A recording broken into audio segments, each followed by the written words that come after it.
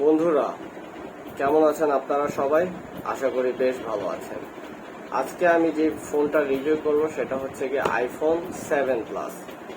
IPhone সিরিজের মধ্যে বর্তমানে 15 চলতেছে, কিন্তু আমি ব্যক্তিগতভাবে আইফোন 7 প্লাস খুব পছন্দ করি। এটা হচ্ছে গিয়ে 7 প্লাসের ব্যাক কভার। আপনার যদি দেখাই, এই যে এটার ব্যাক কভারটা কিন্তু বেশ দারুণ, একদম লোহার মেটাল ব্যাক কভার।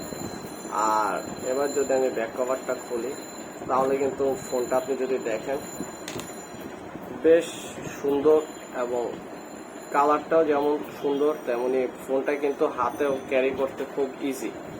এমন না এই ফোনটা খুব ভারী বা খুব কষ্ট এই ফোনটা ব্যবহারে। তো এই আইফোন 7 প্লাস কত জিবি? সাধারণত এটা 64 এবং 128 জিবি পর্যন্ত হয়। তো আমার এই ফোনটা এই মুহূর্তে আছে হচ্ছে গিয়ে 128 জিবি, ঠিক আছে। তো 128 জিবি আমি আপনাকে সাজেস্ট করব নেওয়ার জন্য, কারণ আইফোনের কোয়ালিটি প্লাস ডাটাবেস অনেক বেশি লাগে, অনেক জায়গা খায় আইফোন।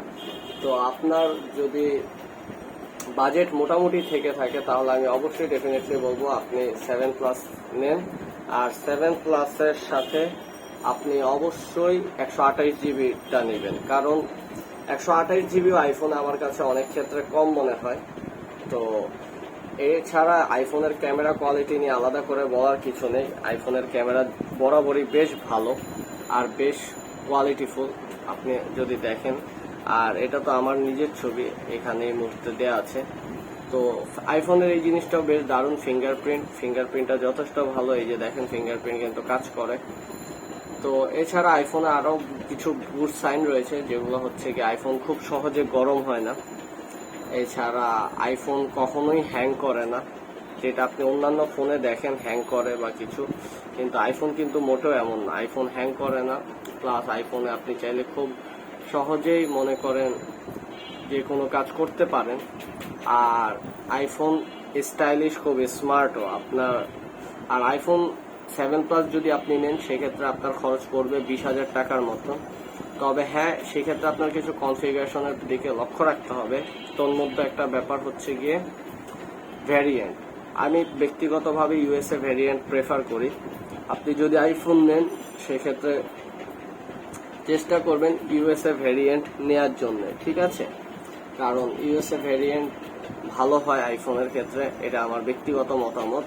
এছাড়া অনেক ভ্যারিয়েন্ট আছে, দুবাই আছে, থাইল্যান্ড আছে, মালয়েশিয়ান আছে, আরো অনেক কিছু ভ্যারিয়েন্ট আছে, কিন্তু আমি ব্যক্তিগতভাবে ইউএসএ ভ্যারিয়েন্ট প্রেফার করি। তারপর হচ্ছে বক্স এবং চার্জার।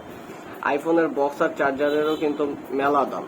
তো আপনি চেষ্টা করবেন বক্স এবং চার্জার সহ ফোনটি নেয়ার, যেমনটা আমি নিয়েছি। আমি কিন্তু বক্স এবং চার্জার সহ ফোনটা নিয়েছি, ঠিক আছে।